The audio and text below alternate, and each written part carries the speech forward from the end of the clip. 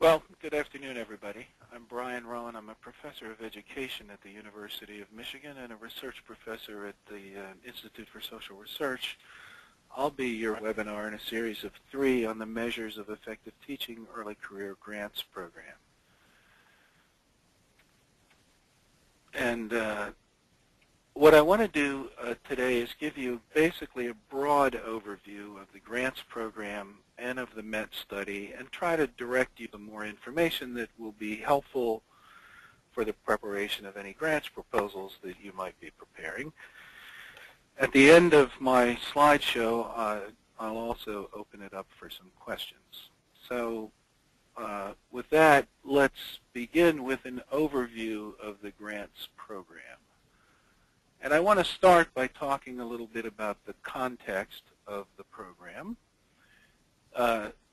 As I'm sure most of you know, the Measures of Effective Teaching Early Career Grants program is operated by the University of Michigan in partnership with the National Academy of Education. It's designed to provide grants of up to $25,000 for a 1-year period to eligible applicants. Eligibility is limited to early career researchers, that is, people who obtained their doctorate after August 31, 2007.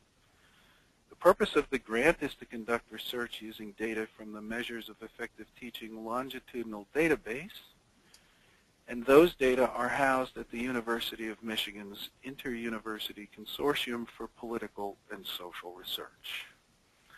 So the origins of this grant are worth talking about. The data for the grant program come from a large initiative that was sponsored by the Bill and Melinda Gates Foundation.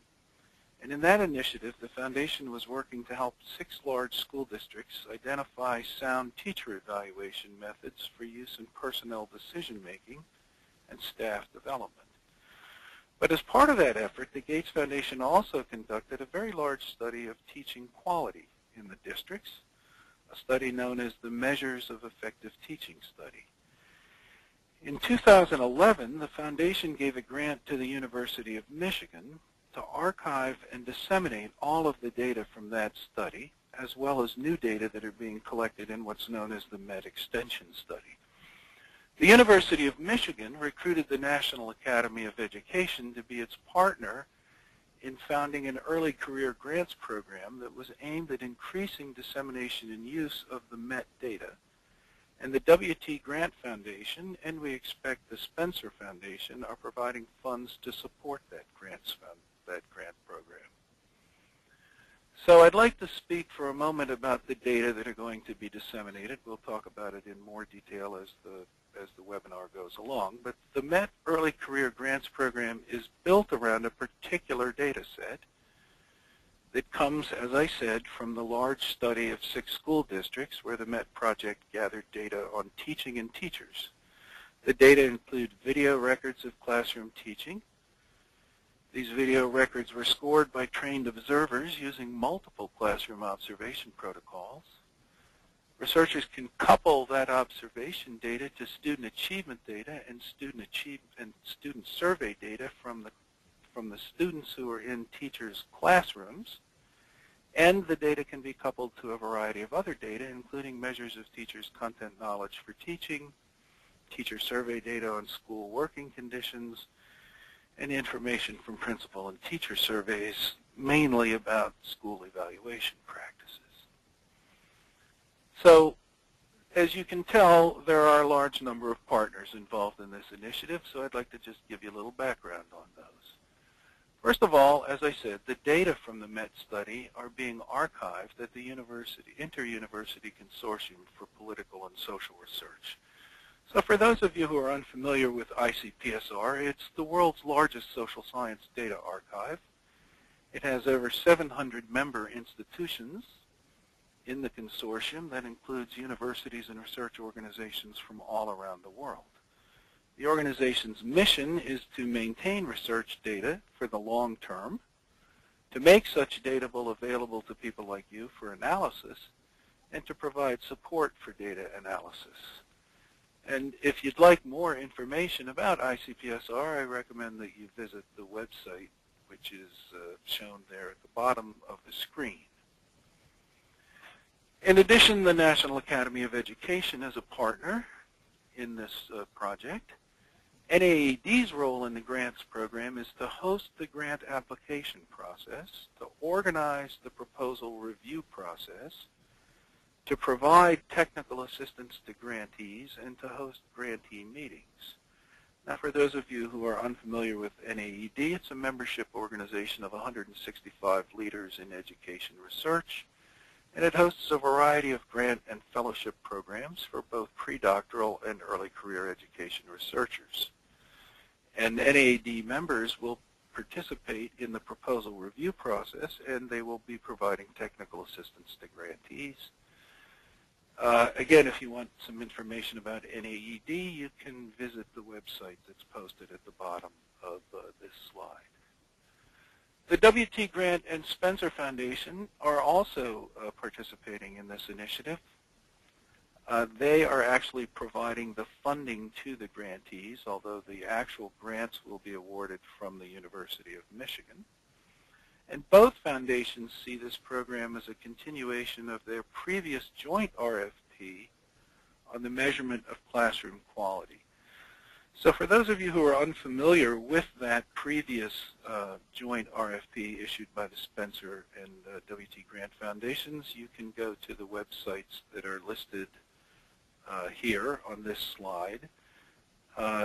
It's a little difficult to find the grants that were awarded by the W.T. Grant Foundation, but with some effort and some search, you'll be able to identify which of those grants were related to this initiative. Now, I'd like to talk to you about the goals of the various sponsors in conducting this work, because they're many and varied. First of all, the University of Michigan is using the grant program to increase the use of metadata, and importantly, early career grantees will be the first users beyond MET project partners to have access to the MET data. So this is important, I think, because in a sense it gives grantees scholarly first mover advantage with respect to the data. You will be the first people, grantees will be the first people actually having access to these data. Now, another important feature of this program is that grantees will be using a virtual data enclave at ICPSR to access the data. The data is restricted in large part because of various data use agreements related to the data and the study from which it was drawn. And the third webinar in this series will give people some information about how to work inside the virtual data enclave. The Gates Foundation is, of course, very interested in this project because it wants the grants program to extend existing MET research.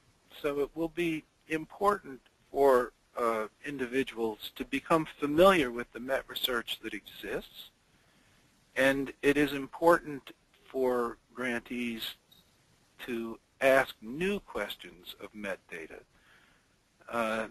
And so it does require familiarity with the MET work. The W.T. Grant and Spencer Foundations are very interested in this because they wanted this program to be targeted to early career researchers because they're interested in building a cadre of researchers, young researchers, interested in conducting research on teaching. So now, with that as kind of background about the program, I'd like to talk to you a little bit about some things you can do prior to submitting a grant proposal. The first thing is, as I said, prospective grantees need to be familiar with MET research, and the place to start, of course, is at the Measures of Effective Teaching homepage, www.metproject.org. I'm sure many of you have already browsed that website to get a good feel for the entire MET project, and you should read the project reports. There's a lot of supplementary information about the MET research program located on this website. But often, to gain a full understanding of the instruments in particular, you might need to go to external websites. You'll also, as prospective grantees, be using the National Academy of Education's homepage. I'm sure many of you already have used that and have clicked in it, but I am showing you on the screen right now the area on the NAED website for applicants, and I'll have more to say at the end of this webinar about the things you'll find when you click on the click here to learn more and apply. But NAED's website will have an RFP, which I'm sure many of you have already seen. We've now posted a user guide for prospective grantees on the website that describes the MET study and data in much more detail than we have done to this point. You will be able to find on this website links to all the webinars, instructions about the application process, access to the online application, and you can also register for future webinars. Also, I think prospective grantees should visit the ICPSR website. What you're seeing now on your screen should be the ICPSR homepage.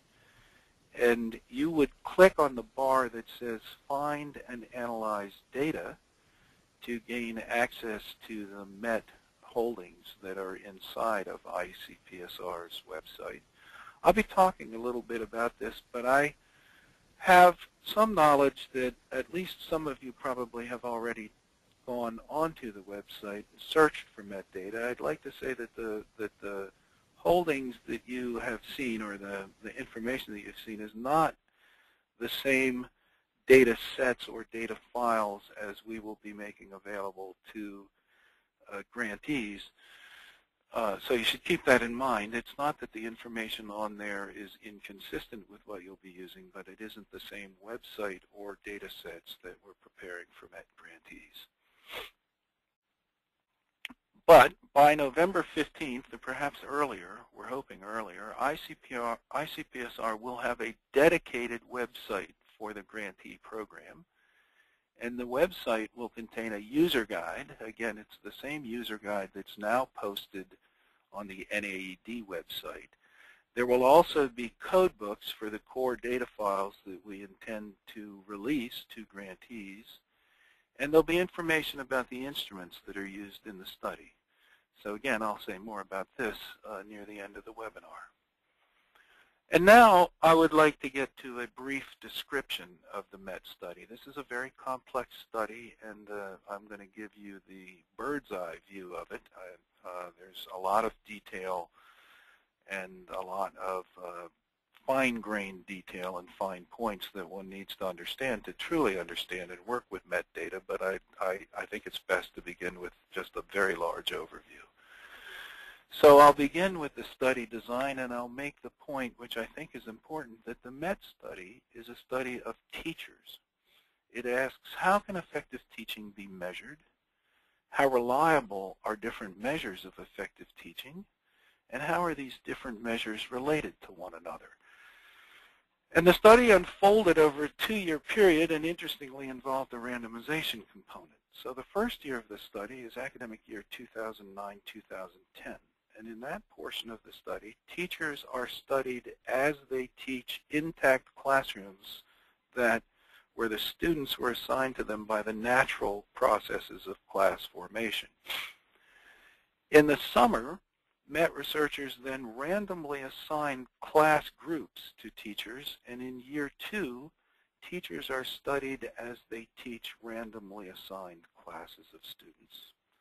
So in the MET study research conducted to date, the data from year 1 were used mostly to create measures of teaching effectiveness and conduct various kinds of measurement analyses. And the second year of data, and reports are now being prepared on the analyses that were conducted with these data, the second year data was used largely to address various causal questions about the relationship among indicators of teaching effectiveness. Again, more information on the research and policy context of the study, the research questions that MET researchers intended to address, the study sample, the study design, study instruments can be found in the user guide that's now been posted on the NAED website. Now, 6 districts participated in the MET project. Those districts are shown in the little map on the left-hand side of the slide. The observant attendee here will already have noticed that there are 7 dots on the map. Pittsburgh, which is listed here, was a pilot site for the study, but did not participate in the main study. So the main participating districts are Denver, Dallas, Memphis, Hillsborough, Charlotte, Mecklenburg, and New York. The numbers in the panel at the bottom of the map are really the first-year sample sizes, and they are numbers for the total number of teachers at all the focal grades and subjects that were participating.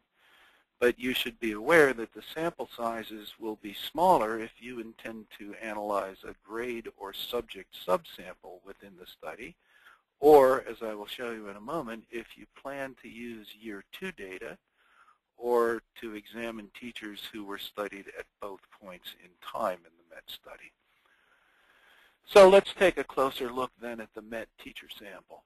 The teacher samples are typically thought about in terms of grade and subject combinations. So one combination is grade 4 and 5 teachers who are mostly generalist teachers teaching English language arts and mathematics in self-contained classrooms to a single group of students. Now, there are a handful of grade 4 and 5 teachers in the MET study who are specialist teachers. That is, they teach multiple sections of English language arts or multiple sections of mathematics, but they're a handful of teachers. There are also teachers in the MET study at grades 4 and 5 who volunteered only to be studied while teaching a single subject. I'll show you those numbers in a minute. At grades 6 and 8, we're mostly in middle schools and mostly studying specialist teachers. These are teachers who teach multiple class sections of English language arts or multiple class sections of mathematics. Now, there are, again, a handful of grade 6 teachers in the MET study who are generalist teachers, but by and large teachers at grades 6 and 8 are specialists teaching multiple class sections, and MET is studying English language arts teachers and math teachers. At grade 9, the MET teacher sample is entirely specialist teachers, and they are teaching multiple sections of English, Algebra 1, and biology. Now, I'd like to make a few points about the MET teacher sample. Obviously, because the districts are volunteers, MET teachers are volunteers from these volunteer districts. So it's important when you study the MET data and use MET teacher samples to remember that these samples are not representative of the U.S. teaching force. They're not meant to be representative of the U.S. teaching force, and there is really no way to weight them up to be representative. At the same time, because the students who are in the MET study come from these non-representative classrooms, they're not representative of the U.S. student body either. I think you'll find when you look at the code books that the MET teacher sample is more heavily minority and the student body also than is the U.S. teaching force nationally. Another thing to remember is that there was attrition in the MET teacher sample across years. So while the year 1 sample begins with 2,741 teachers, the year 2 sample, or the sample of teachers studied in both years, drops to 1,545 teachers total. So interestingly, within a given district, MET teachers are volunteers, but the volunteers turn out to be almost identical to teachers in the district that didn't volunteer on a wide range of teacher characteristics. One difference between MET teachers, the volunteers in the study, and the non-volunteers in the districts is that MET teachers were less likely to have 1 to 3 years of experience. So they're slightly more experienced than the general district populations, but otherwise very, very similar. Also, despite attrition in the teacher sample across years, within any given district, the year 2 MET teachers are very identical to year 1 MET teachers. That is, there aren't any real differential patterns of attrition that we can observe by teacher characteristics. So what I'm showing you now is a table that gives you the numbers for the actual teacher samples in the data that we'll be making available to the grantees. Let's go, for example, to the third row of that table where we see 4th and 5th grade English language arts and mathematics teachers listed. So these are the 4th and 5th grade teachers who are teaching English language arts and mathematics to a single intact classroom in year 1 and have volunteered to be studied in both subjects. You'll see that there are 634 of such teachers in year 1.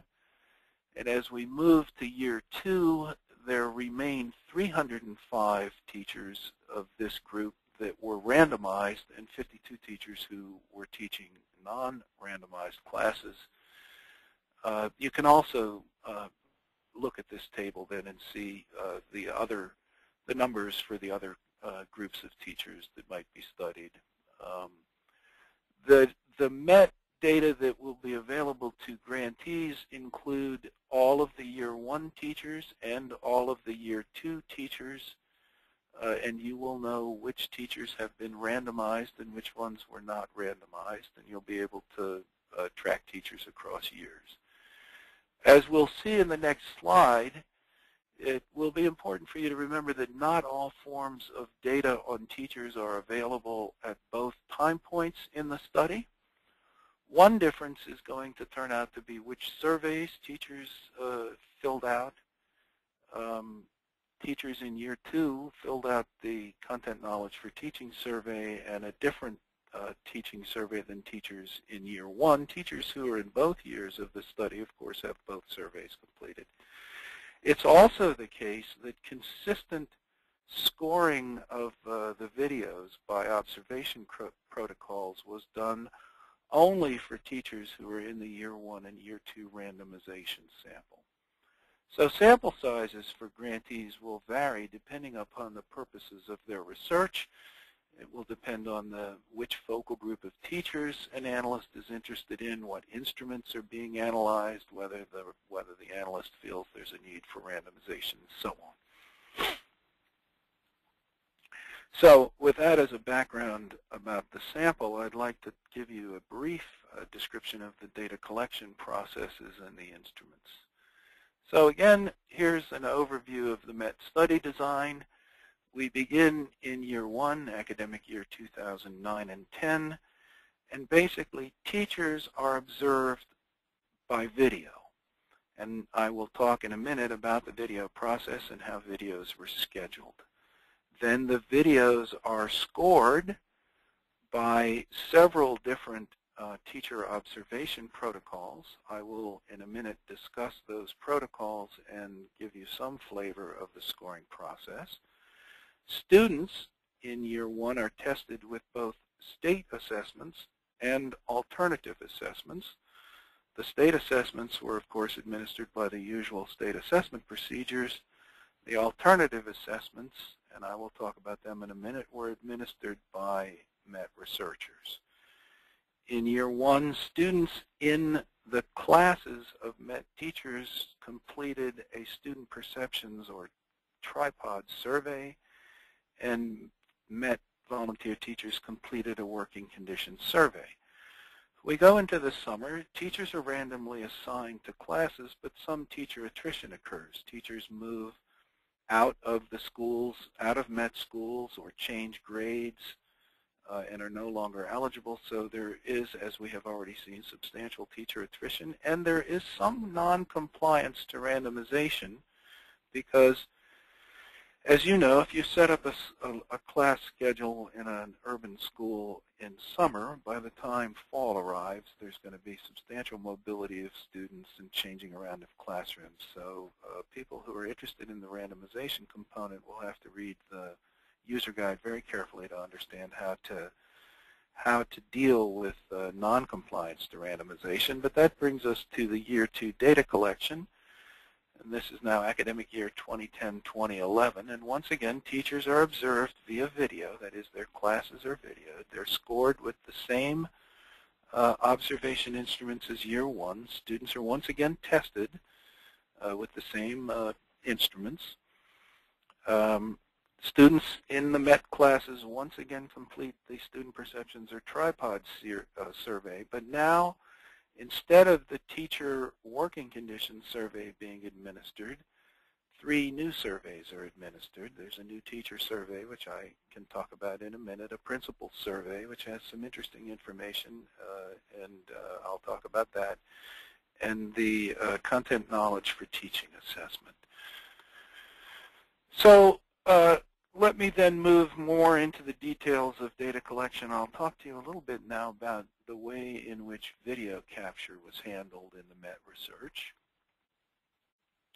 So a very distinctive feature of the MET study was the video capture of classroom teaching. So instruction was video and audio recorded using a camera rig that was created by Teachscape. Now, teachers operated these rigs, although they had support from a school liaison. And if anyone is interested, and I think anyone who's interested in using the classroom observation data should be interested in this, you can get a really interesting view of the video recording process by going to the link, the web link there that I've posted at the bottom of this page. It'll give you a pretty good flavor of not only the camera and audio technology, but how teachers were instructed to set it up and so forth. So that's a very good place to go to get more information about the video capture process. The MET videos were captured by a Teachscape panoramic camera, and when they're viewed through a player, they look something like the screenshot that I'm showing you, hopefully less blurry than this screenshot. In fact, I know they'll be less blurry than that. But in essence, you will be viewing them through a 2-pane viewer. On your left, you get the panoramic camera view. And on the right, you can see the blackboard. Both of these proceed in a synchronized way, and you can use those that information to view the actual classroom videos that were shot. The panoramic video at first appears a bit disorienting, but we have plenty of experience now with lots of different users looking at this panoramic view, and after a while you do actually get used to it, and it is the view, the view you are looking at is the view that was used by people who scored the videos using the classroom observation instruments. So I'd like now to talk a little bit about the video recording schedule because it varied both by teacher status and by year of the study. So I've already told you that the MET study is built around focal groups, grades 4 to 5 generalist teachers, specialist teachers in grades 6 through 8, and of course there are these teachers who volunteered only for one subject or were specialist teachers in grades 4 or 5 or a generalist teacher in grade 8.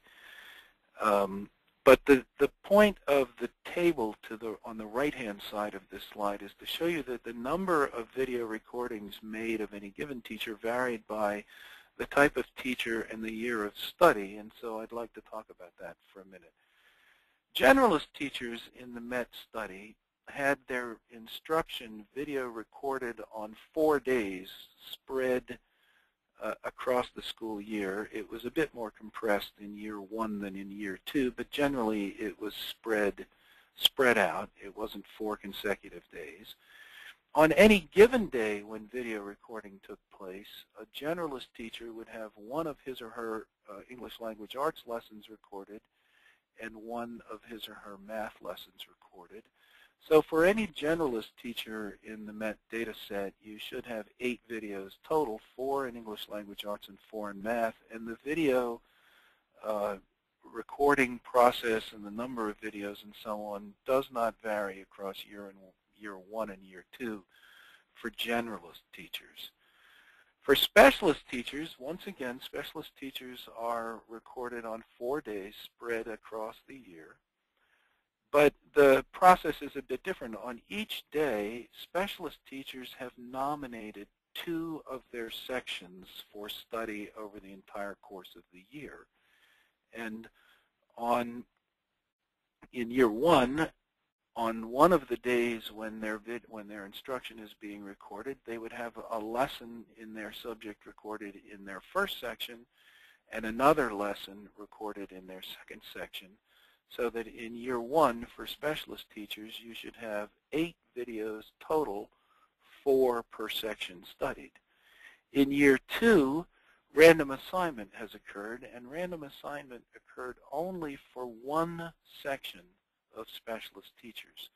So in year 2, we once again have 4 days of recordings, but on each day, 1 lesson is recorded in the single section randomly assigned to the teacher that is now being studied. So you'll have 4 total videos scored for specialist teachers in year 2.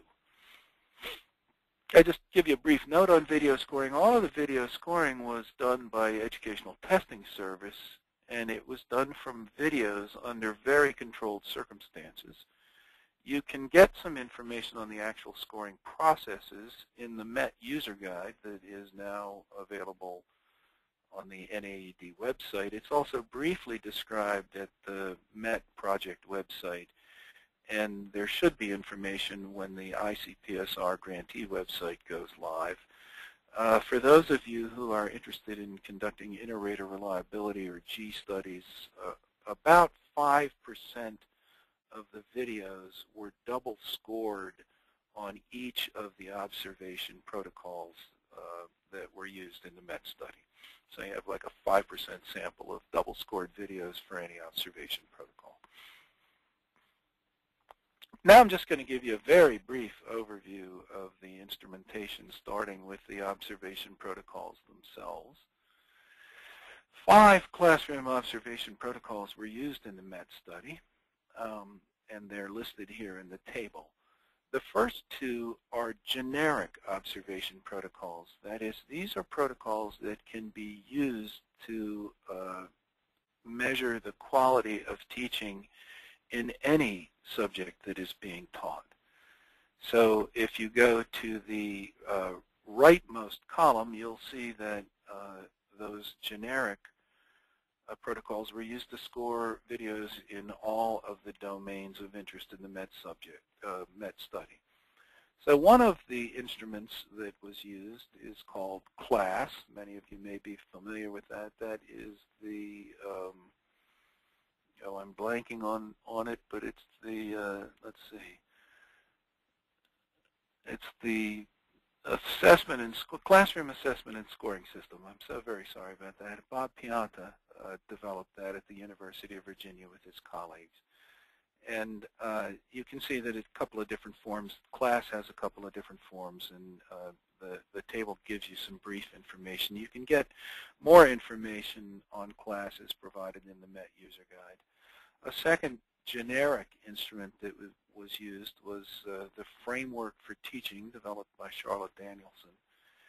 And now, those of you who are familiar with the Framework for Teaching, FFT, will know that it includes 4 domains. But 2 of those domains, one is called planning and preparing, the other is called professional responsibilities. It's difficult to observe and score individuals on those domains, so the main domains of FFT, the only domains that were scored are domains 2 and 3. Now, the remaining 3 protocols listed here, which are the bottom 3 rows of this table, are subject-specific instruments. They're used to score particular subjects. And so, for example, anytime mathematics was taught, or Algebra 1, an instrument that the MET researchers call MQI Lite was used to score the videos. MQI stands for Mathematical Quality of Instruction. This is an instrument that was developed by Heather Hill in association with Deborah Ball and colleagues. Heather is at Harvard. Deborah Ball, of course, is at the University of Michigan.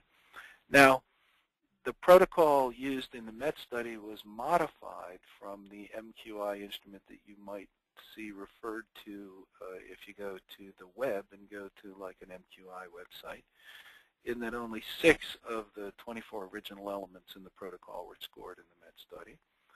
Another subject-specific instrument used in the MET study is called by MET researchers Plato Prime. It's a version of an instrument for language arts observation developed by Pamela Grossman at Stanford University. PLATO stands for the Protocol for Language Arts Teaching Observation. And again, it's called Plato Prime because the protocol used in the MET study was modified and included only a subset of all of the scoring elements that exist in the Plato instrument. The final instrument was developed at Stanford. It's called the Quality of Science Teaching Instrument, and this was used to score biology teaching. Again, there is more information than I am giving you in this very brief overview is provided, can be found and is provided in the MET user guide. You can also go to the metproject.org website and the ICPSR website, but and you can browse the web for information about these instruments. So I'm going to move on to the student achievement data that are available in the MET study now and talk about that. So the first thing to note about student data in the MET study is that the MET study, again, is a longitudinal study of teachers, not students. Students are included in the study only if they happen to be in one of the focal classes or class sections taught by a MET teacher. So there might be some students who appear in both years of the data, but this is not a longitudinal study of students, and students will appear in both years of the data only because they happen to have been taught by a teacher who appears in one of the years of the data. Or at grades 6 through 9, you might find some students who appear in multiple class sections in a given year. But MET data do not provide a complete profile of any given student's educational experience. The MET study is a study of teachers and the classes they teach, not a study of students matriculating through schools. And for those of you who are used to using large longitudinal databases on students, this data set does not have that structure. It does not follow students through time. It follows teachers through time. Just to give you an example of how that works, imagine an elementary school in which we have 2 years of data. We have Mrs. J's 4th grade class in year 1 and Mrs. K's 5th grade class in year 2. And we have student A, B, and C in Mrs. J's 4th grade class in year 1. It may be the case that student A will appear in the data set in Mrs. K's 5th grade class, but students B and C may have been assigned to non-MET classrooms and thus won't appear in the data set anywhere, and a new set of students, D and E, will appear. An alternative scenario would be, imagine we go into a middle school and now we're looking at the same year and we have Mrs. J's 8th grade English Language Arts class section and Mrs. K's 8th grade math class section. And it may be that student A appears in both of those sections, but students B and C are not in any section other than Mrs. J's 8th grade class section because they are being taught in mathematics by a teacher who didn't volunteer for the MET study. And you will see another set of students, D and E, who are in that 8th grade math section. So again, we're not following students longitudinally, we're following teachers longitudinally. Now I'd like to talk a little bit about the way the data, the student achievement data were collected in MET classrooms in either whole classes or in sections. So at grades 4 and 5 in year 1, what the MET data have on students is their prior year state test score in English, language arts, and math. Let's call that year 0. And then in spring, those students will have taken the state assessment, and those state assessment results will be in the data set by student. In addition, students will have taken the SAT-9 open-ended language arts assessment. That would have been administered by the MET researchers, and another assessment called the Balanced Assessment of Mathematics in year 1. As we move to year 2, you have a new sample of students, some of whom were in the year 1 sample, but these are the students who are now in the classrooms or class sections being studied, MET teachers' classrooms. And on these students, we will have their previous year's state test scores from year 1 of the MET study, and their year 2 state tests that were administered in the spring of that year, plus again the Sat-9 open-ended and the BAM. The same structure is true for grades 6 and 8. Basically, it's the same testing regime. At grade 9, you will have a year 0 state test score for the students. That's basically their 8th grade test scores. And then students were administered ACT Quality Core end of course assessments. In English sections, they took the English end of course assessment. In algebra sections, they took the Algebra 1 end of course assessment. And in biology, they took the ACT Quality Core Biology end of course assessment. If you go over into year 2, then the sort of pretest for those students is their year 1 state test, and once again the project administers the Quality Core end of course assessments.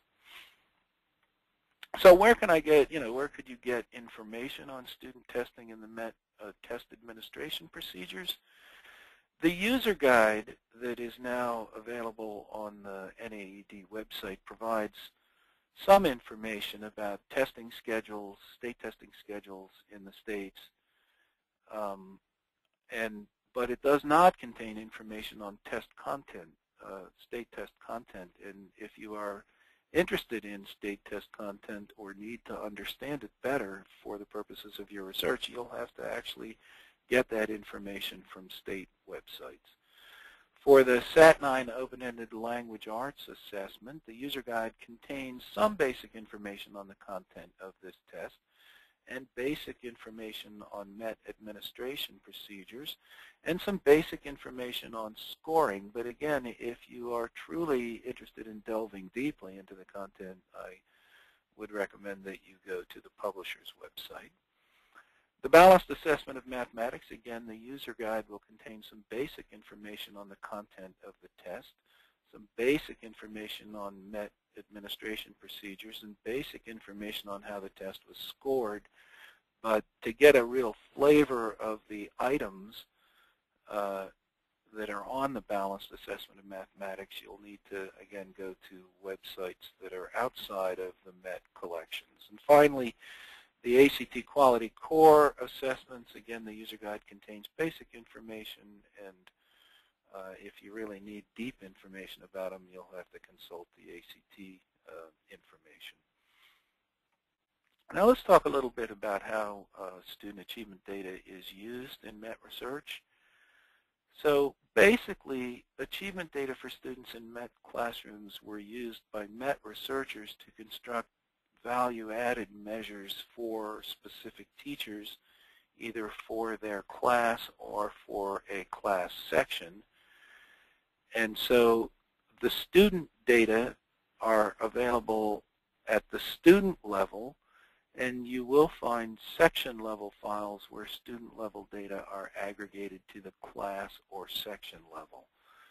The following variables are available for analysis. There will be a variable indicating a student's free or reduced price lunch status, the student's ethnicity, the student's special education status. Unfortunately, that is whether or not the student is in special education. It does not break down special education status by classification. There's an indicator of whether a student has been identified as gifted or not. There's information about the study status of each student. The date of entry and exit from a particular section, for example, is in there. And there is information about the randomization status of students in year 2 data. That is the student in a section to which that student was originally part of the random assignment of the classroom, or has the student moved from the original random assignment block to another classroom. The value-added measures in the MET data are for a class or a section, and they are constructed separately for each outcome, at each grade, and for each district. So all value added estimates in the MET database at this point are both our test, grade, and district specific. You can see the sort of statistical model that was being used to construct those value-added models. Basically, the model is the achievement test score for a student I at time t is a function of a student's background characteristics x at time t. Those are listed above, not the randomization status or the study status, but the other ones. The average of these background characteristics, x bar, for the students in that classroom at time t, a student's pretest score in the same subject, the pretest score z at time t minus 1, the average pretest score of students in the class z bar in that student's classroom at time t minus 1, and a student-specific error. And the VAMs are derived for a teacher j by taking the average of the student-specific residuals for students in a teacher's class or section K. So there are class subject-specific VAMs or section-specific VAMs for the teachers in the data set. Just to note that all the test scores were transformed to rank-based z-scores, and there's more information about that again in the user's guide as there is about the construction of the value-added models. I'd like to talk now just very briefly about other survey data, and I will talk very briefly. So in both years of the study, all students in MET classrooms were administered a student perceptions survey, sometimes called the tripod survey. A lot of information about this is available in the MET literature, and you can see the code books for this and other things, so I'm not going to talk extensively about it here. Again, that data are available on MET students in year 1 and year 2. The teacher working conditions survey, as you can see, was administered to all MET teachers plus a sample of other educators in MET schools. We have the data for the MET teachers, or at least the MET teacher respondents, and that survey was administered in year 1. A principal survey was administered to all MET principals in the summer of year 2.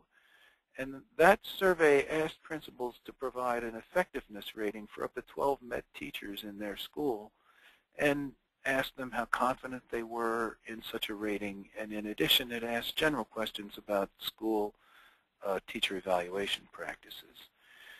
In year 2, a teacher survey was also administered to year 2 teachers in the MET study.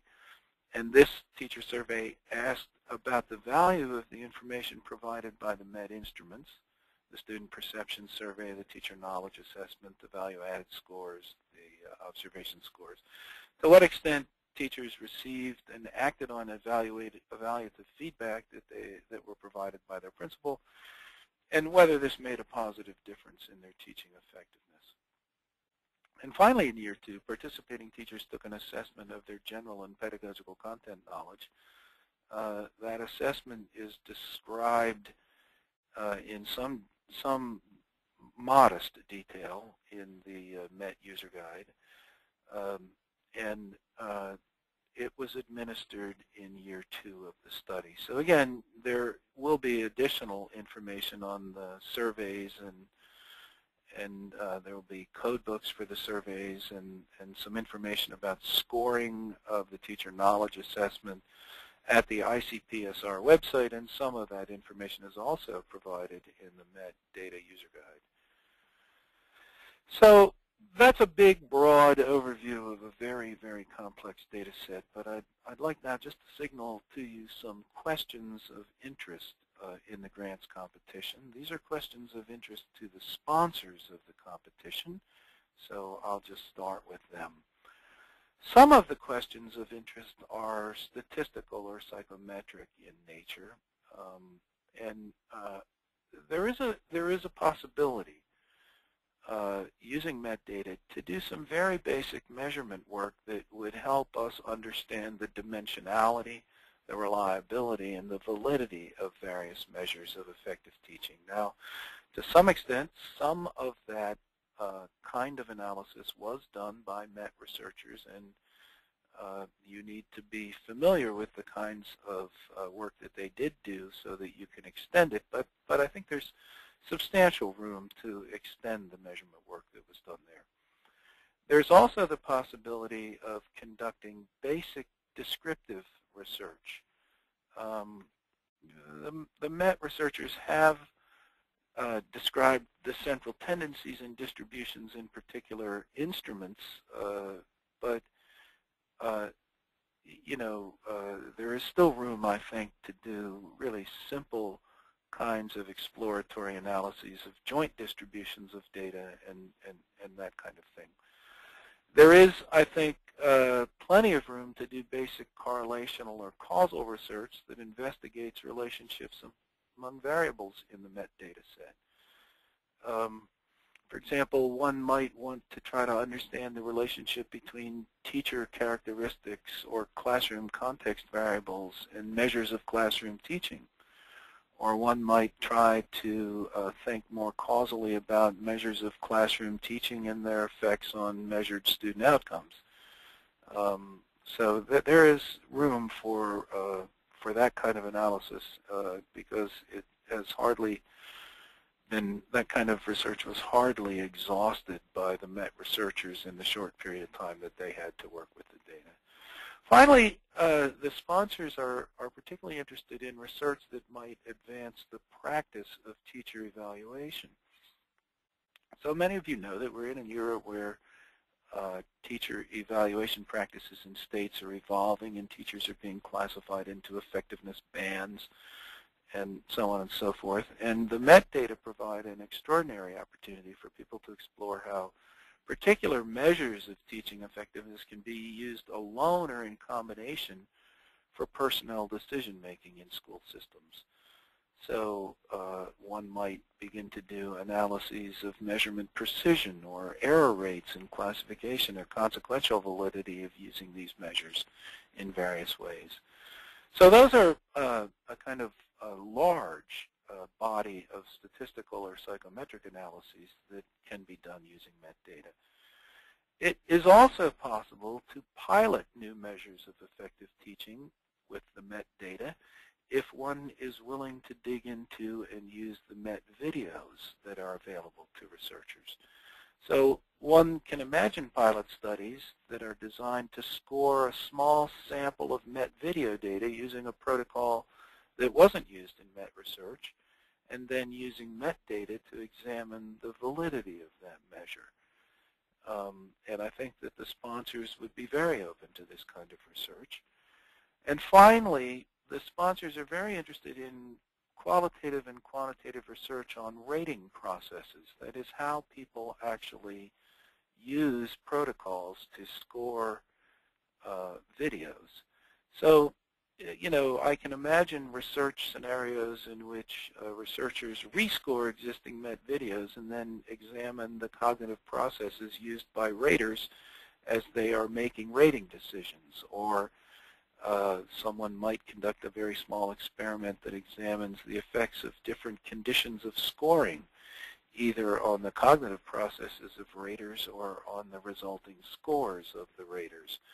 At any rate, these are a set of questions that the sponsors thought up in advance, but I want to be sure to let you know that this is a field-initiated grants competition, and so while these are some of the research areas where people can delve into MET data, the sponsors are more than happy to consider other forms of research using MET data.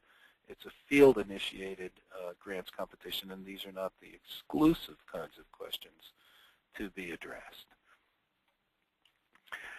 Finally, I'm going to talk now, try to give you an orientation of where you might be able to get more information as you prepare your grant application. So as you'll see, I'll talk about the NAED website, the ICPSR website, and of course the MET project website generally. I won't be speaking much about that because I think many of you have probably already been on that website and are getting quite familiar with it. Let's go to the NAED website. So I'm sure most of you have been to the NAED website, the homepage at least, and if you click under the area that says click here to learn more and apply under new RFP announcement, you get taken to here. This is the actual web page for the Measures of Effective Teaching Early Career Research Grants program, and you should probably check this website periodically because we will continue to add new information to it. For example, we just added the user guide to the core study data files. And there are many other things that you can find on that website. You'll find, as many of you know, this is where you go to get your online application. This is where you will go to get the RFP itself. This is where you can register for upcoming webinars or find links to the recorded webinars. A very useful website. I think you'll want to check it periodically. ICPSR is also a place that you will want to go for information. And a dedicated site for prospective grantees should be live by November 15th. I'm hoping it will be live before then. I'm pushing to get it live before then. But to get to that site, you would go to ICPSR's homepage. That would take you here. You would click on Find and Analyze Data. And this would take you to the Find and Analyze Data page on ICPSR. And if you look over to the left at the bottom, the column over there that says Core Partners, ICPSR also distributes data provided by our partnering archives. The MET longitudinal database, the Measures of Effective Teaching longitudinal database, will be listed as a core partner. And you'll click that link and it will give you access to the Measures of Effective Teaching area of the ICPSR website. Now, I'm giving you a picture of the trial version of this, but this, again, as I said, will be up. And for prospective grantees, you will click the area there that says Grants, and that will take you to the grantee data, the grantee area, where you will have access again to the user guide that's already available on the NAED website, but also code books for each of the files that we are releasing. You can see that you have access to videos. You can get the segment level and classroom observation files, the student level files, the section level files, the teacher level files, the school level files. There will also be a section in there that you can click that will give you direct access to the instruments, some information that will tell you how to get back to the NAED website where you can make the application. And once the grants have been released, there will be a special place for grant recipients to be able to figure out how to get access to the virtual data enclave. So finally, lots of information presented here. I want you to know that the National Academy of Education is a resource for you in proposal planning, and you should feel free to forward NAED any questions that you might have about the application process or its preparation. We have been receiving lots of emails about that. You can forward questions about MET data to us through that website, or any questions you might have about substantive research plans. The way this will work is that you will address your questions to Judy On at the email address there that's posted on the NAED website. And then your questions will be directed to a cognizant party who will try to get back to you as quick as possible. So that concludes the presentation part of this, and I'd like to switch now to the question and answer period. And Let's see. I'm just going to open up the questions block and see if we have, see what questions we have. We do have a number of questions, and I don't know how many of them I'm actually going to have time to answer today. Let's see.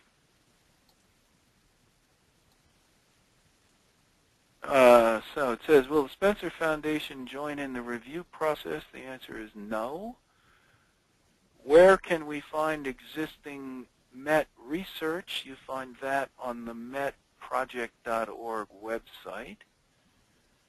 Will access to the data be extended beyond the year of the grant? The answer to that is probably yes, because by the end of the grant period, the MET data will become widely available to qualified users, not just early career grantees. Are there provisions for co-applicants? Yes, groups of people can apply as long as all of them are early career researchers, and as long as one of them is named as the PI. This question says, were data collected for the 2011-2012 academic year, and if so, will it be available for the grant?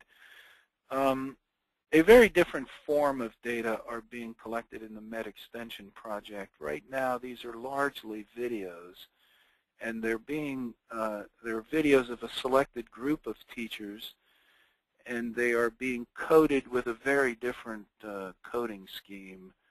They're meant to be housed in a library of practice and used in very different ways than the original MET study data were. And those data will be widely publicly available probably in about a year's time, maybe less, but they are not available for the grant period. This says, will the actual scorecards scoring notes by ETS scorers be made available? If you win a grant, we can discuss how you might get access to some of the innards of the scoring file. But for now, if you want, you can send me a message about that if you have a specific plan for using that, and we can work through what might be or might not be available. How can I save or have a copy of this PowerPoint? That will be available? You'll get an email at the end of this session, maybe in a day or two about that. I don't know about the audio problems. Let's see. Does the MET data set include unique student IDs to allow one to match students across years? Yeah, I think they have unique student IDs that can be matched across years. But again, I think, care needs to be taken when thinking of this as a longitudinal sample of students. There are no transcripts of the video recorded sessions. Okay, so this is a question about what happens. Did all of the students in a particular classroom participate? So in most cases, the consent to be videoed and participate in the MET study from students was passive consent, so that parents would object if they didn't want their student to be in the study, but if they provided no objection, the student was included. Some students did not wish to be included, or we do not have consent for those students. From the video, those students were moved to a portion of the classroom where they were not videoed, so they do not appear in the videos. And there will, as there is in all kinds of data collections, be missing data on students or students who, because they are not participating in the study, don't have data. Can someone from a nonprofit research organization that's not an academic institution apply for the grant program? The answer is yes, as long as you're a 501c3 and eligible to be a principal investigator. You can apply. Will grantees have access to the actual test items used in the measures. That depends on what the measures are. The observational protocols, you will be able to see how they were scored. You know, the scoring forms would be in front of you, not the actual program that was used by ETS electronically to score, but the ways in which these things are scored should be apparent to you. There will be lots of information about those protocols. The test items, actual descriptions of the tests, I am not sure. Obviously, the state test items are not available for inspection. I am pretty sure the Sat-9 open-ended items are not available. Some other items might be. That's something you'll have to wait until we see the data. I just admit I can't answer that question right now. Does the MET file contain basic demographic information? I think I answered that. I'm uncertain about whether or not their English language proficiency status, ESL status, is in the data set or not. I'm just uncertain at that time. You'll have to wait until we get the code books up. I can't answer the question about whether the teachers got the results from the tripod survey. I just don't know the answer to that question. Yes, you can propose. Here's a question that says, can researchers propose research that's in multiple areas of the that I was listing when I was listing research questions? Yes, I think you can. Of course, proposal you know, will be judged on its feasibility, so you just need to keep that in mind as you make a proposal.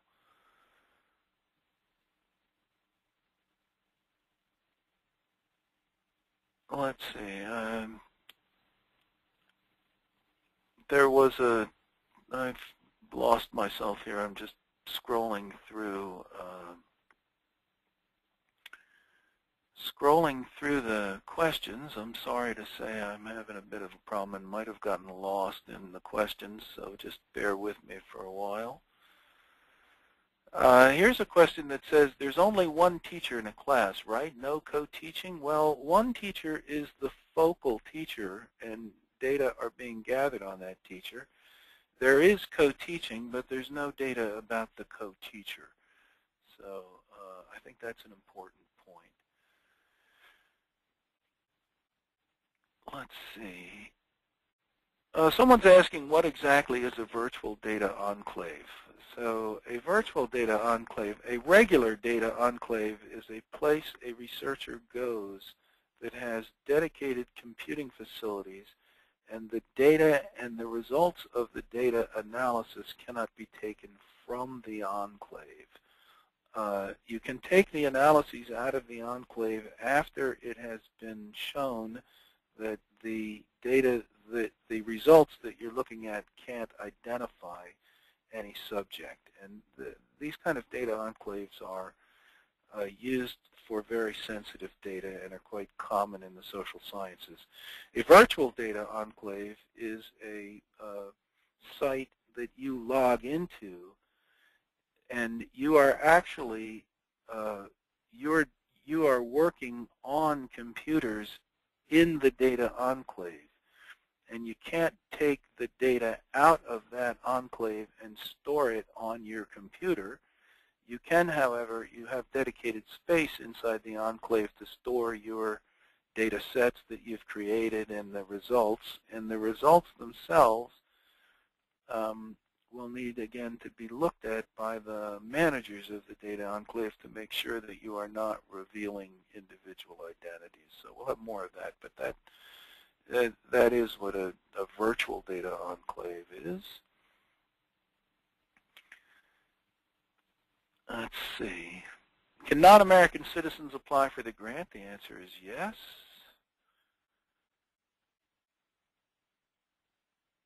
To understand, so here's a question that says, can you provide information about the content or questions of forthcoming MET work, the best thing I can tell you is to keep your eyes peeled on the MET website. I am not at liberty to tell you what is forthcoming. So, but that will be posted, and I think that the user guide that is prepared and is in the NAED website will give you a good flavor of the kinds of research that is going to be conducted in year 2. Says, can we contact affiliated researchers at MET to check whether the research question has been already researched? I see no reason why not.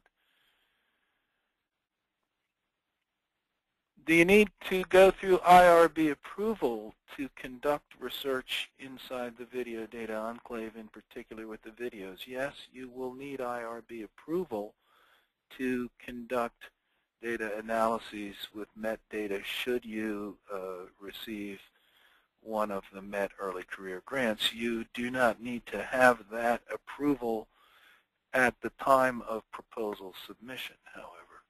But you will, yeah, you will need IRB approval. Here's a person saying, is it possible for 2 different people to watch the same data at the same time, watch videos at the same time in the virtual data enclave? I do know at this point that it's possible for more than one user to be registered as a group of users in the data enclave. And I would imagine that it's feasible for 2 researchers at the same time on different computers to be working in the data enclave. Again, I can't answer that question exactly, but it doesn't sound to me like an impossibility. Here's a question that asks, did the video capture an entire lesson or only a portion of the lesson? The videos captured longer segments of the teaching lessons than did the scoring of videos. So videos in general, the first 30 minutes or so of most of these videos were scored.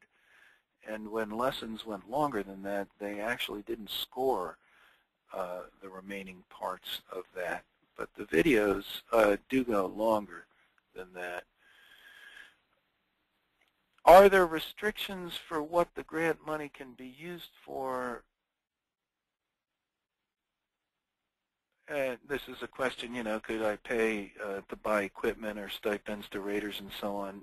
Those things, there's obviously, you can't use grant money for anything, but you can certainly use it for a lot of grant-related purposes, and none of the questions about stipends to participants or an iPad to view videos or digital recorders or things like that, none of those would be disqualified as research expenditures.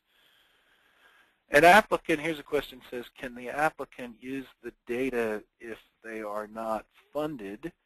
The answer to that is yes, but only when the data become more widely available, which will be at the end of the period when it's available to grantees.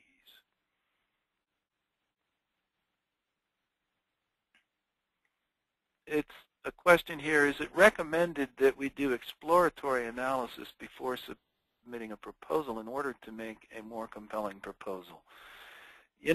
That is a great idea. The problem is that the MET data are not available for such analyses, and therefore you are going to need to use the information that are available. We just simply are not, we do not have data use agreements that allow these data to be opened up to users prior to the award of grants.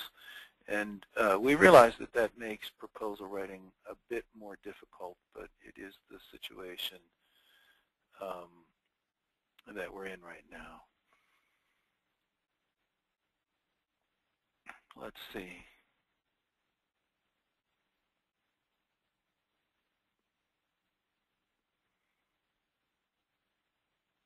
Here's a question that asks, can the grant fund cover presentation and publication of studies? I would think so.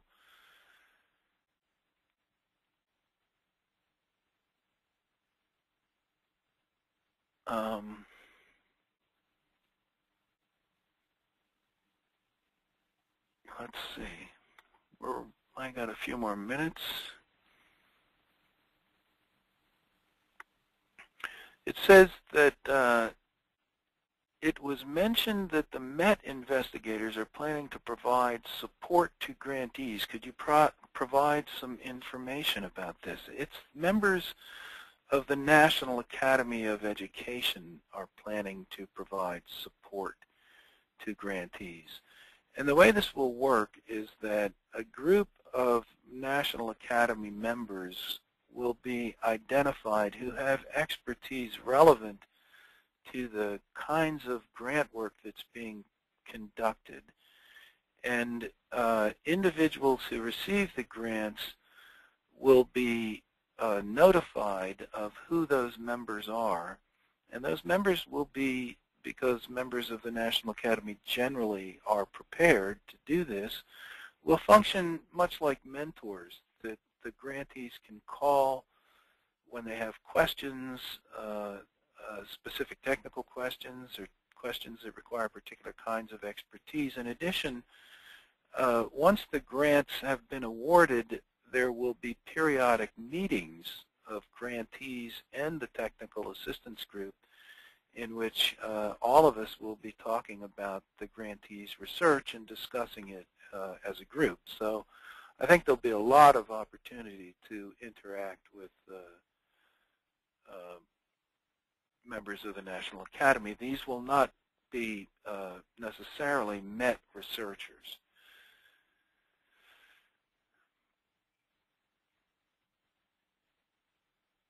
How